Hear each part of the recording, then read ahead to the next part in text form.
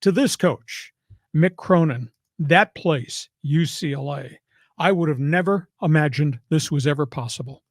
UCLA, which lost a lot of players, guys opted out, went to the NBA. They are in trouble. They've lost 8 of their last 10. They are 6-9 on the season. They've dropped 4 in a row at Pauley Pavilion, where the people are A, booing, and now B, not going to games. This is Pauley Pavilion. And he went nuclear after back-to-back losses to a lousy Cal team and to Stanford. His post-game press conference with the media was brutal. He threw his players. He buried his team, tossed them under the bus. It's not him, it's on them.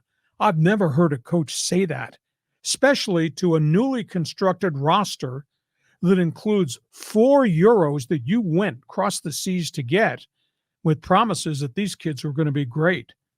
Among his quotes, this young team has to learn. You can't learn, you can't then apply it in games. The rate of progress of you guys, 0. Hey, don't call your mommy and cry. And hey, don't go to the transfer portal. There's 1,900 guys already in front of you. He's buried his team. How is he going to rally this with that type of attitude towards a really young team and a collection of European players that are trying to adjust to culture, academics, and this level of basketball, which is really different? And then the intangible, John, what kind of message does it send to every other recruit or a parent of a recruit that might consider going to Pauley Pavilion to play at UCLA? You want to play for this guy? I don't understand what Mick Cronin's doing. Please explain it. Well, it's ridiculous because you should praise in public and criticize in private. And when you throw your guys under the bus, I mean, yeah, you're right. That doesn't reflect well on the culture and the organization. You would never see Brian Dutcher do that or Steve Fisher do that. I mean, not in a million years.